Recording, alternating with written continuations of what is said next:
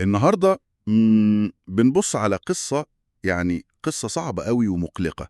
حكاية 7 أطفال جزائريين كلهم قاصرين. كلهم قاصرين بالظبط، خاطروا بحياتهم، سرقوا مركب صيد عشان بس يحاولوا يوصلوا لأسبانيا عن طريق البحر. رحلة خطيرة جدا. جدا. واحنا هنا يعني بنستلهم كلامنا من أفكار ومقتطفات لمقال اسمه رحلة قاصرين، صرحة جزائرية على أمواج الموت. العنوان لوحده معبر قوي. فعلا، الهدف هنا مش بس نحكي اللي حصل، لا، احنا بنحاول نفهم من وجهة نظر النص ده طبعا ليه الحكاية دي ممكن تكون أكتر بكتير من مجرد مغامرة. يعني ليه المصدر بيعتبرها انعكاس لأزمة أعمق. تمام. طيب، أول حاجة فعلا يعني بتشد الواحد هي سن الأولاد دول. أطفال يعني تحت السن القانوني. أطفال المفروض يكونوا فين؟ في المدرسة، بيفكروا في اللعب، في المستقبل، لكن لا، دول بيواجهوا الموت في البحر. ده شيء صعب الواحد يتخيله أصلا. هو ده اللي النص بيركز عليه فعلا، بيربط النقطة دي بالظبط بالواقع اللي بيوصفه جوه الجزائر.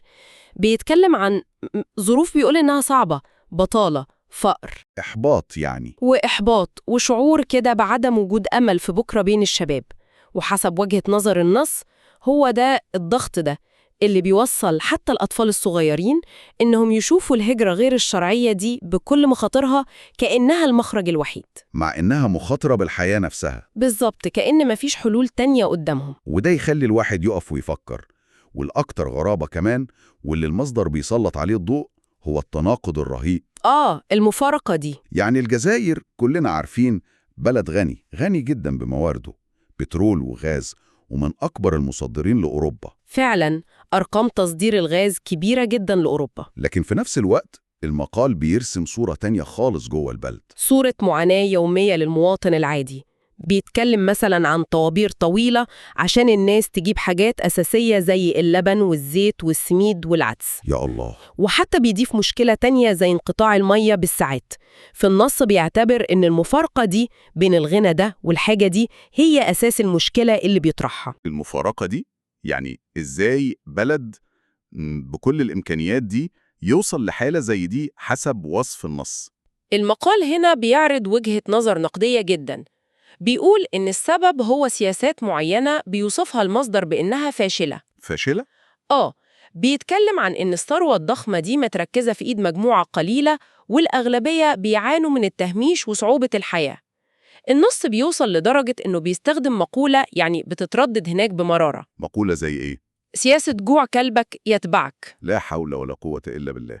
دي مقولة قاسية قوي، والمقصود بيها إيه بالظبط في سياق كلام المصدر؟ حسب ما النص بيفسرها، المقصود إنك تخلي الناس دايماً مشغولين بهمهم الأساسي، لقمة العيش، السعي ورا الاحتياجات اليومية الضرورية. عشان ما يفكروش في حاجة تانية؟ بالظبط، عشان ده يلهيهم عن التفكير في أمور أكبر، زي مثلاً المطالبة بحقوق سياسية، حريات، أو حتى مجرد مساءلة الوضع اللي هم فيه ده. ده طبعاً تفسير النص للمقولة دي وللوضع. فهمت. يعني بالطريقة دي الكاتب مش بيشوف حكاية ال7 أطفال دول كأنها يعني حادثة فردية كده وخلاص؟ لا خالص، النص بيعتبرها أكبر بكتير، بيسميها صرخة جيل كامل. صرخة جيل. جيل حسب كلام المقال اتولد وكبر في بلد عنده كل الإمكانيات عشان يكون بلد غني ومزدهر. لكن الجيل ده حاسس بالعكس. حاسس إنه محروم من العدالة، من تكافؤ الفرص، لدرجة إن أقصى طموحه بقى إنه يهرب عن طريق البحر.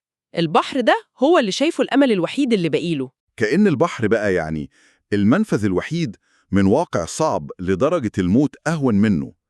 الصورة اللي بيرسمها النص قوية ومؤلمة فعلا. بالظبط، البحر هنا مش مجرد مكان في القصة دي، لا، هو رمز للأمل الأخير وفي نفس الوقت لليأس الشديد.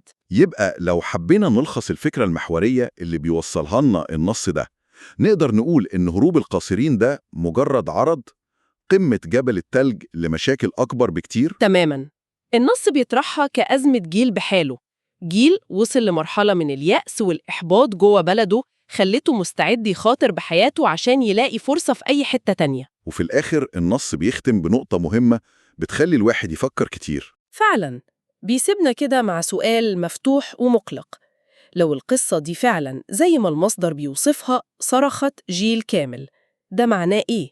معناه إيه لمستقبل البلد ده؟ بالظبط، بيقول إيه عن مستقبل بلد لما أصغر ناس فيه الأطفال يوصلوا لقناعة إن الأمل الوحيد ليهم هو إنهم يسيبوه، حتى لو التمن هو حياتهم. دي نقطة بصراحة محتاجة وقفة طويلة وتفكير،